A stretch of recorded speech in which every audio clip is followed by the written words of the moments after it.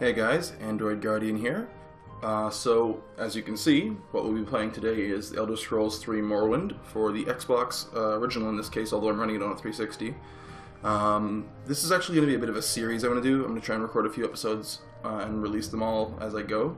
That way you can have a little bit more standardized content. Even if I can't record something initially for a day, I can record it a little bit in advance, give you guys something to actually enjoy.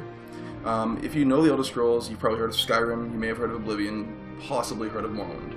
If you're an old Elder Scrolls fan, you definitely know it, but if you're not, this is a great way to get introduced to the series. I recommend, if you have the ability, if you have a 360 and you can find this game, get it. If you have an Xbox original and you can get this game, get it.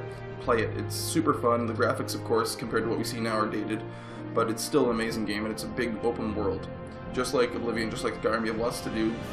I do find, however, that although you can't see as far like you can in Oblivion or especially in Skyrim, the game world still feels big. But I'll get right to it. This is going to be a shorter video just because this is going to be me making my character, so I'm going to try and keep this under 10 minutes. The other videos might be up to 15 minutes long, so we'll see where we go from here. Alright. Press start. Obviously we're going to be doing a new game since I don't have a file on this console for this.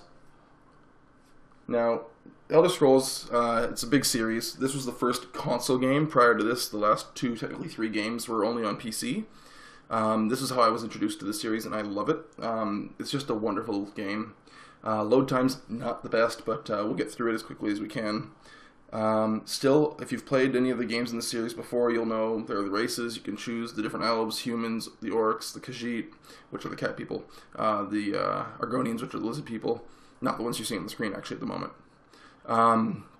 But it's definitely, it still plays the same as the other ones. You just have a few different little things. So as an example, there are some weapons that are in this game that don't exist in the next two games. And my favorite of those is they had throwing stars and like throwing daggers and stuff that you could get, which don't show up in the rest of the games. And I would have loved that because that's like super ninja marksman stuff there.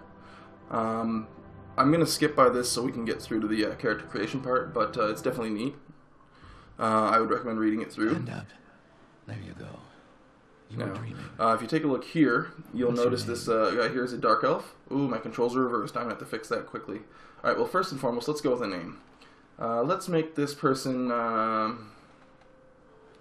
don't know. How about... I wonder if I can make the name long enough to do that. It's going to be God Mode... Oh, wow, it's shifting it on already. I want that. Let's go God Mode...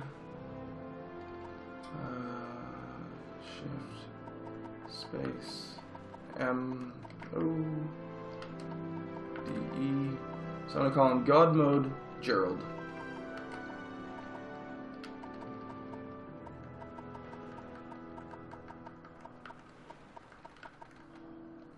God Mode Gerald. I like that. It's a good name. It's a solid name because I'm going to be a god in this game. Just simple as that. Because I love this game and I've played it a lot, I've already gotten used to the whole, what do you call it? The whole, playing through the story and everything, and I've learned the cheats and glitches and all that, and I intend to use them because I think it'll be more interesting that way. God Mode Gerald it is. Let's see. First let's fix this whole, opposites mode. Oh, I hope I can fix that. Please tell me. Left controls. There we go. Invert y-axis off. Do not need that. Do not need that at all. Horizontal sensitivity. Let's make it a little higher. Roto sensitivity is probably a little higher as well. Alright, that should be good. I'll remember the rest of the controls as I go. Back. Back to... Alright, so I can walk. I can't walk yet, but I'll be able to walk soon. I forgot how long the character creation stuff is in this, so I may not be able to make this under 10 minutes, but we'll work on it as we go. This is where you get off. Come with me. Alright, looks like I'm going with him. Left thumbstick moves you, right thumbstick looks around. Never seen that in games before. Oh man. I remember I always used to try and get ahead of this guy so I could be ahead of him and like run ahead. I said ahead 3 times there. Oh, there you are. I'm gonna win. I'm gonna get this race done. Onto a bridge. Yeah, so if you didn't know, I'm in a boat. Obviously, I'm gonna get out of this boat. Cross over here. Talk to this person. You finally arrived at our No, I can't move. Alright, so now I have to choose my race. So, the different races are Argonian, Breton, Dark Elf, High Elf, Imperial, Khajiit, Nord, Orc, Redguard, and what elf. Almost every game I always end up playing a Nord first, just it's what I do. I always end up being the Nords. I like their abilities and whatnot, and in this case it's probably not going to be much different. Let's see, Gerald. Yeah, it's a good Nord game. I like that. So, God Mode Gerald, definitely going to be that. Let me take a look again. Yeah, no, definitely going to be a Nord. Alright, God Mode Gerald the Nord. Time to work on the actual details.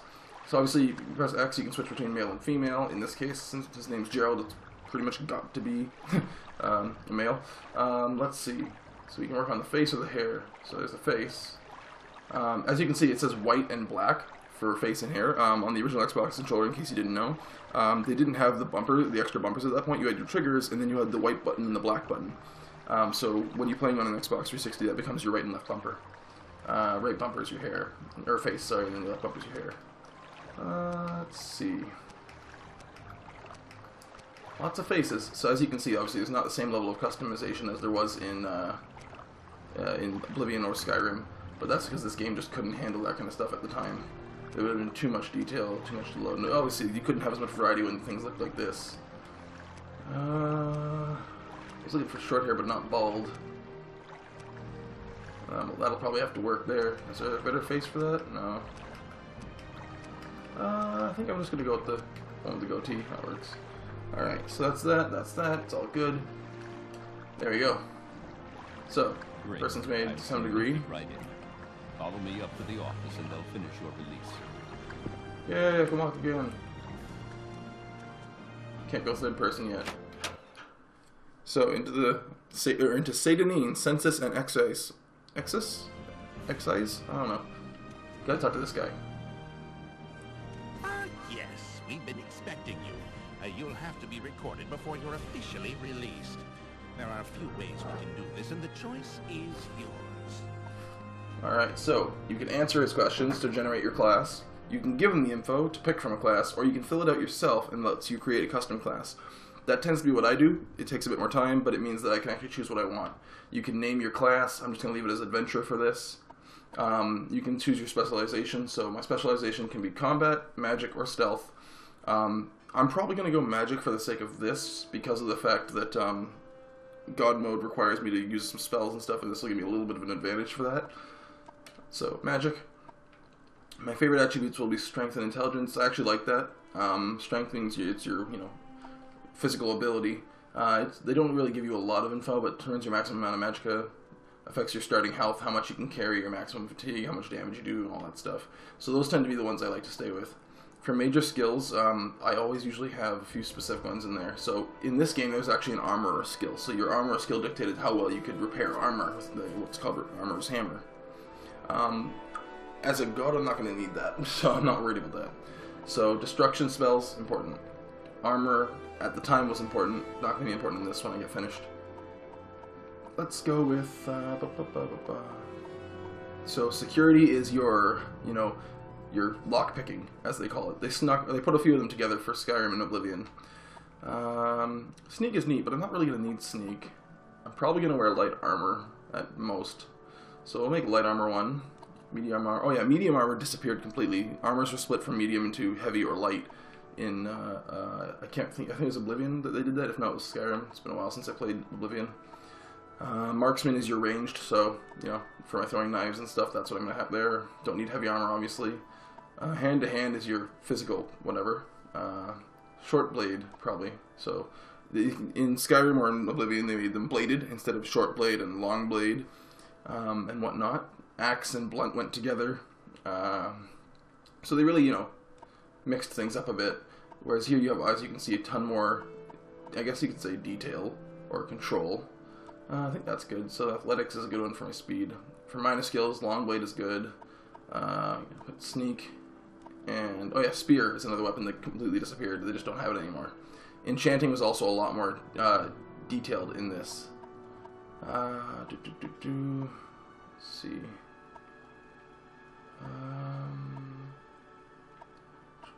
I guess I could put armor in there in the bottom ones.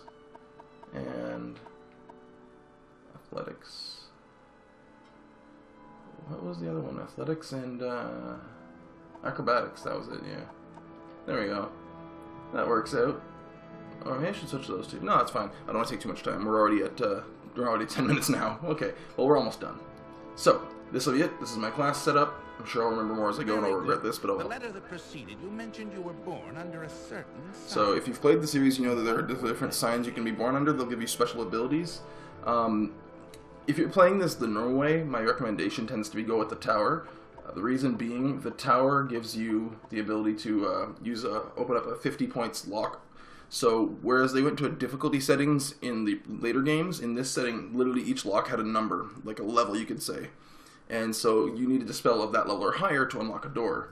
50 points is halfway there, so it unlocks a lot of the doors in the game. So the tower is a great one for people playing like that, who want to be able to get into the areas that they normally wouldn't be able to. Obviously, there's tons of them, like fortify attack and all that. The steed, fortify your speed, things like that. They're all, you know, pretty standard ones. Invisibility on self, all that. Like I said, I would recommend going to the tower, but it's up to you. There's a lot of different options out there. I think what I'm going to do is I'm going to the Atronach. Spell absorption 50 points, so when people cast spells at me, I can actually absorb it. Fortify maximum magicka, so 2 times my intelligence. That gives me a lot more magic to work with. But stunted magic. Normally you'll regenerate magic automatically. If you do this, you won't regenerate it, so you'll need potions and things to raise your magic back up. The tower is really nice to have, and I'm probably going to need it initially, but soon after that I won't need it anymore, but I'm going to go with it anyway. So there's that. Interesting. Now, before I stamp these papers, make sure this information is correct. Oh, it's totally correct. Don't worry. So yeah, I'll have 55 health, I'll have 40 magicka, 180 fatigue, so it's an alright base stats. My stats are where they need to be, all that's good. God mode Gerald is my name, so that's great. You can choose to adjust anything from here, but I think it's good, so I'm going to sign it now. So I have a stats menu. That's my health, magic, and stamina down in the bottom left corner, as you're used to if you're playing these games.